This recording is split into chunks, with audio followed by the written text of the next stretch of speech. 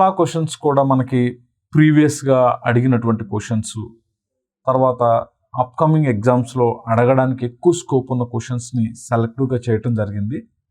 So కొన్ని moderate questions, కొంచెం tough questions, కొన్ని easy and single word questions కూడా చేయటం జరిగింది, రైట్. సో ఈ క్వశ్చన్స్ అన్నీ కూడా మనకి after the completion of the syllabus practice చేసుకోవడానికి చాలా యూజ్ అవుతాయి. సో ఈ క్వశ్చన్స్ మీరు ఎంతవరకు సాల్వ్ చేయగలుగుతున్నారు అనేది మీరు ఒకసారి చూసుకుంటే మీకు కూడా చాలా బెనిఫిట్ అవుతుంది and it will boost for your preparation అనమాట, right. Okay, so without any late so I would like to start the session, right. Okay, right. So వీటిలో ఫస్ట్ క్వశ్చన్ ఏంటి అని అంటే, it has book shaped lungs అని చెప్పేసి అన్నాడు. మనకి respiratory system చదివేటప్పుడు మనకు ఫస్ట్లోనే ఒక క్లాసిఫికేషన్ వస్తుంది అనమాట. ఆర్గానిజమ్స్, వాటి యొక్క lungs, okay, and respiration type, ఇవన్నీ కూడా మనకి వస్తుంది అనమాట. ఒక ట్యాబ్లర్ ఫామ్లో వేసుకొని చదువుకుంటే చాలా బాగుంటుంది అనమాట. సో దాని నుంచి మనం క్వశ్చన్స్ ఎక్స్పెక్ట్ చేయడానికి ఎక్కువ పాసిబిలిటీ ఉంది అండ్ హై ఈల్డింగ్ ఏరియా అనమాట. దాని నుంచి మినిమం ఒక క్వశ్చన్ ఒక 5-6 పేపర్లు కానీ తీసుకుంటే, ప్రీవియస్ పేపర్లు కానీ, మనకు మినిమం దాన్ని బేస్ చేసుకుని ఒక క్వశ్చన్ రావడానికి ఎక్కువ పాసిబిలిటీ ఉంటుంది. దాన్ని బేస్ చేసుకొని ఇక్కడ క్వశ్చన్ ఇవ్వటం జరిగిందనమాట, రైట్. సో చూద్దాం. ఫస్ట్, బుక్ షేప్డ్ లంగ్స్ ఏ ఆర్గానిజమ్స్కి ఉంటాయి అని చెప్పేసి అడిగాడు, రైట్. సో ఫ్రాగ్లో మనకి 2 టైప్స్గా ఉంటుంది, ఓకేనా. స్కిన్ ద్వారా రెస్పిరేషన్ చేస్తుంది, తర్వాత లంగ్స్ ద్వారా కూడా చేస్తుంది అనమాట, ఓకే. కాబట్టి మనకు ఫ్రాగ్ అనేది కాదు, జనరల్లో ఉంటుంది అనమాట అది, ఓకేనా. తర్వాత స్కార్పియన్, ఓకే. ఈ స్కార్పియన్కి మనకి లంగ్స్ ఎలా ఉంటాయి అని అంటే బుక్ షేప్డ్ లంగ్స్, గుర్తుపెట్టుకో, ఓకే. బుక్ షేప్డ్ లంగ్స్, ఓకేనా. స్కార్పియన్కి మనకి బుక్ షేప్డ్ లంగ్స్ ఉంటాయి అనమాట. కాబట్టి మనకి ఆన్సర్ ఏంటి అని అంటే scorpion, okay. Scorpion, right. Scorpion తర్వాత ఇంకా మనకి ఈ లంగ్స్ దేనికన్నా ఉంటాయా అని అంటే మనకు గుర్తుపెట్టుకోండి, స్నేయిల్ కూడా మనకి ఇదే విధంగా ఉంటాయి అనమాట, స్నేయిల్, ఓకేనా. సో ఈ రెండింటికి కూడా మనకి ఎట్లా ఉంటాయి అంటే బుక్ షేప్డ్ లంగ్స్ ఉంటాయి అనమాట. ఈ పాయింట్ గుర్తుపెట్టుకోండి. తర్వాత ప్రాన్, ఓకే. ప్రాన్ కూడా మనకి ఏంటి అని అంటే మామూలు లంగ్స్ ఉంటాయి అనమాట. ఆ తర్వాత కాక్రోచ్కి ఏంటి అని అంటే దీనికి లంగ్స్ ఉండవు, ఏముంటాయి అంటే ట్రాకియల్స్ ఉంటాయి అనమాట. అంటే చిన్న చిన్న ట్యూబ్స్ లాగా ఇట్లా ఉంటాయి అనమాట ట్రాకియల్స్, ఓకేనా. సో ట్రాకియల్ రెస్పిరేషన్ అనేది మనకి బొద్దింగా చూపిస్తుంది. సో మన ఆన్సర్ ఏంటి? Scorpion, okay. Scorpion is the answer అనమాట, రైట్. నెక్స్ట్ చూద్దాం. So which of the following is the correct statement అంటే ఇక్కడ స్టేట్మెంట్స్ అడిగాడు. స్టేట్మెంట్స్ చూద్దాం ఒకసారి. So high energy is released in anaerobic respiration, right. Anaerobic respiration అంటే అవాయు శ్వాసక్రియలో మనకి ఎనర్జీ ఎక్కువ రిలీజ్ అవుతుంది అని చెప్పేసి చెప్తా ఉన్నాడు. గుర్తుపెట్టుకోండి, మనకెప్పుడు కూడా వాయు సహిత శ్వాసక్రియ, ఓకే, వాయు సహిత శ్వాసక్రియ లేదా వాయు శ్వాసక్రియలో మనకి ఎనర్జీ ఎక్కువ వస్తుంది, అవాయు శ్వాసక్రియలో మనకి ఎనర్జీ తక్కువ వస్తుంది, ఓకే, రైట్. కాబట్టి మనకి ఈ అవాయు శ్వాసక్రియలో అధిక శక్తి వెలువడుతుంది, or high energy is released in anaerobic respiration అన్నాడు. సో ఈ statement wrong. Next, oxygen deficiency occurs in anaerobic respiration, okay. Oxygen deficiency occurs in anaerobic respiration. Anaerobic respiration అంటే ఏంటి? అసలు ఆక్సిజన్ లేకుండా జరుగుతుంది, మళ్ళీ డెఫిషియన్సీ ఎందుకు? ఓకే, సో కాబట్టి మనకి ఈ స్టేట్మెంట్ కూడా మనకి రాంగ్, ఓకే. ఎనరోబిక్ అంటేనేమో వితౌట్ ఎయిర్ లేని టైంలో జరిగేదాన్ని మనం ఎనరోబిక్ రెస్పిరేషన్ అంటాం, మళ్ళీ ఆక్సిజన్ డెఫిషియన్సీ ఎందుకు? ఓకే, కాబట్టి సో స్టేట్మెంట్ అనేది ఇన్కంప్లీట్, ఒక విధంగా చెప్పాలంటే లాజికల్గా కరెక్ట్ కాదనమాట, కాబట్టి ఇది wrong. Next, ethanol is formed in anaerobic respiration, okay. Ethanol is formed in anaerobic respiration. So మనకి బేసికల్గా ఈ స్టేట్మెంట్ అనేది మనకి కరెక్ట్ స్టేట్మెంటే. అయితే ఇంకా పర్ఫెక్ట్గా మనకి ఇది సెట్ అవ్వాలి అంటే ఈ స్టేట్మెంట్లో మనకి బేసికల్గా మనకి చాలామందికి డౌట్ వచ్చేది ఏంటి అని అంటే హ్యూమన్ బీయింగ్స్లో మనకి ఎనరోబిక్ రెస్పిరేషన్లో ఏది ఫామ్ అవుతుంది అని అంటే లాక్టిక్ యాసిడ్ ప్లస్, గుర్తుపెట్టుకోండి, lactic acid plus 2 ATPs. Okay, lactic acid 2 ATPs ఎక్కడ ఫామ్ అవుతాయి మనకంటే హ్యూమన్ బీయింగ్స్లో ఫామ్ అవుతాయి. ఎక్కడ మజిల్స్లో ఫామ్ అవుతుంది. అలా ఫామ్ అయినప్పుడే మనకి మజిల్ కాంట్రాక్షన్ అవుతుంది అనమాట. అంటే కండరాలు పట్టుకుపోయినట్టు, పిక్కలు పట్టుకుపోయినాయి అంటారు కదా. సో అలా మజిల్ కాంట్రాక్షన్లో మనకి ఈ విధంగా రావడానికి పాసిబిలిటీ ఉంటుంది అనమాట. రైట్. సో కాబట్టి మనకేంటి అని అంటే దేంట్లో మనకి ఈ యొక్క ఇథనాల్ ఎక్కడ ఫామ్ అవుతుంది అని అంటే ఇథనాల్ అనేది మనకి ఈస్ట్లో మనకి ఎక్కువగా ఫామ్ అవుతుంది. ఓకే, సో ఈస్ట్ అనేది ఏంటిది? ఫంగై అనమాట. ఈస్ట్ అనేది ఫంగై. సో ఆ ఫంగైలో ఎనిరోబిక్ రెస్పిరేషన్ జరిగినప్పుడు మనకేమవుతుంది అని అంటే ఇథనాల్ అనేది ఫామ్ అవుతుంది. ఇథనాల్తో పాటు ఇంకా ఏం ఫామ్ అవుతుంది అని అంటే కార్బన్ డైఆక్సైడ్ ఫామ్ అవుతుంది. ఇథనాల్తో పాటు మనకి ఓకే CO2 కార్బన్ డైఆక్సైడ్ కూడా ఫామ్ అవుతుంది. కాబట్టి మనకి ఇదేంటి? ఇది రాంగ్.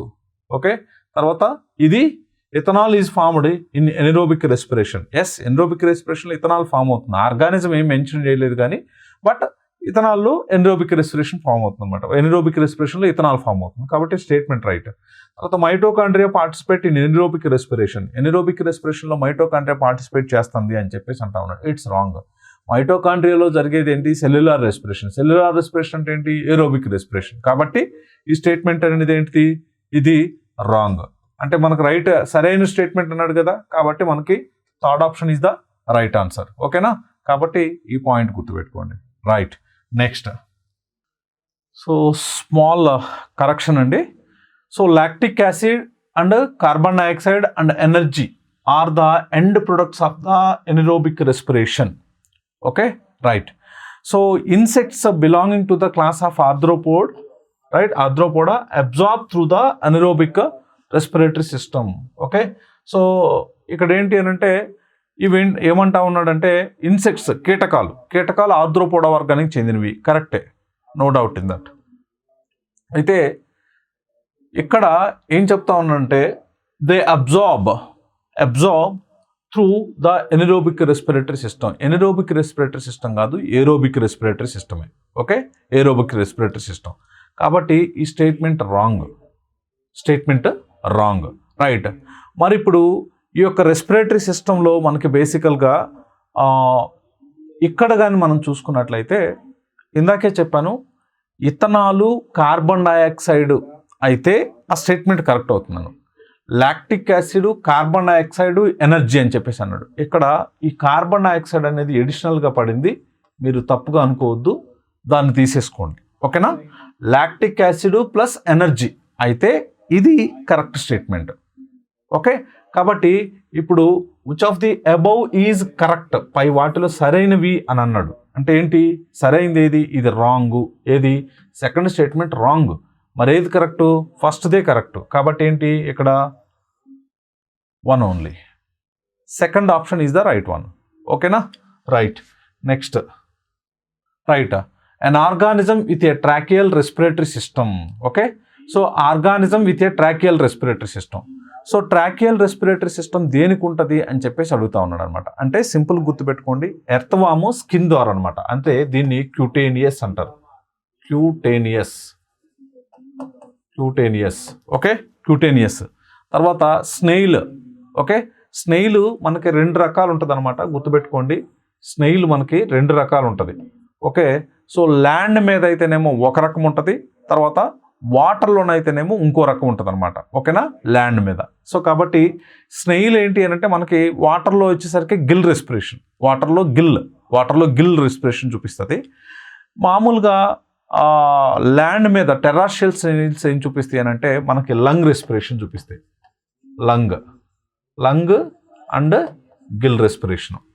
ఓకేనా? 2 టైప్స్ ఉంటుంది అనమాట. కాబట్టి మనకి ఇది కాదు. రైట్. కాక్రోచ్లో ఏముంటుంది మనకి? తాబేలు. టట్టైల్ ఏముంటుంది? లంగ్. Okay, lung respiration. మరి కాక్రోచ్లో ఏముంటుంది? ట్రాకియల్.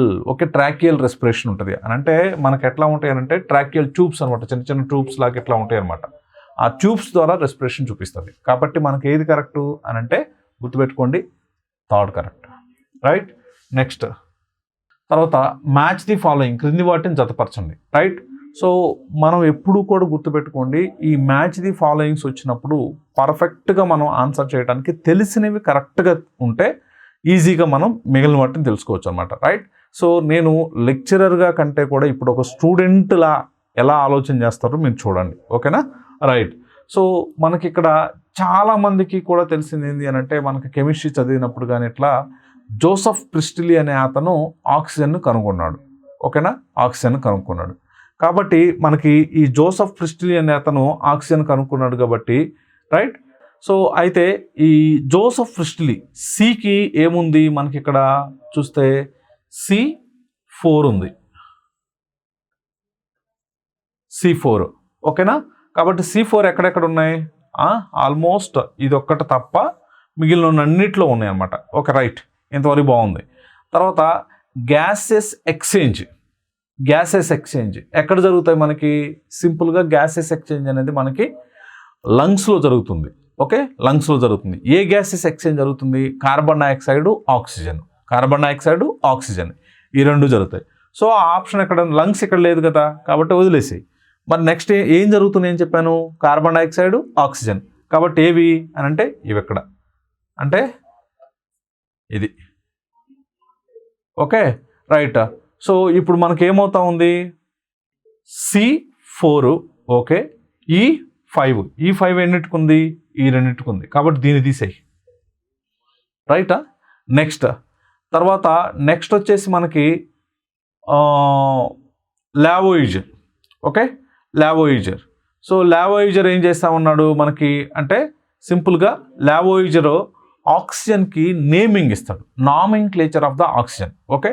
సో లావోయిజర్ నేమ్ ఇస్తాడు అనమాట, కాబట్టి D1, ఓకే. సో D1 రెండిట్లో కూడా ఉంది, కాబట్టి ఇంకా వెళ్ళాలా, రైట్. తర్వాత నెక్స్ట్ వచ్చేసి జోసెఫ్ ప్రిస్టిలీ అయిపోయింది, జోసెఫ్ వాన్ హెల్మోంట్ ఏం చేస్తారంటే స్థిరమైన గాలి, okay. So still air, von Helmont ఇతను ఒక బయాలజిస్టు, రైట్. సో తర్వాత చాలా వాటి మీద రీసెర్చ్ చేస్తాడు. స్టిల్ ఎయిర్ అంటే స్థిరమైన గాలి, అంటే మొక్కల్లో వాటిల్లో ఇతను ప్రయోగాలు చేసి దాన్ని ఇచ్చేస్తాడు అనమాట. కాబట్టి మనకి వాన్ హెల్మట్ 3 అనమాట, అంటే A3, రైట్. సో కాబట్టి మనం దీన్ని తీసేయచ్చు. ఇక మనకు మిగిలింది ఏంది, థర్డ్ ఆప్షన్, ఓకే, అంటే Joseph Black, right. So B2 అంటే ఏం చేశాడు అని అంటే experiments to identify different gases, వివిధ వాయువులను గుర్తించుటకు ప్రయోగాలు చేశాడు, రైట్. ఇది అంటే ఎగ్జాక్ట్గా ఇలాంటి జరుగుతాయంటే ఇవన్నీ కూడా అంటే మీకు ఇది కొంచెం తెలియకపోవచ్చు, రైట్. బట్ ఇతను మీకు ఐడియా ఉంది, లావోయిజర్ ఐడియా ఉంది, తర్వాత గ్యాసెస్ ఎక్స్చేంజ్ ఈ 3 కూడా ఐడియా ఉంది. కాబట్టి మనకి ఈ 3 కూడా మనకి సింగిల్ వర్డ్గా కూడా మనం గుర్తుపెట్టుకోండి, ఓకేనా, రైట్. నెక్స్ట్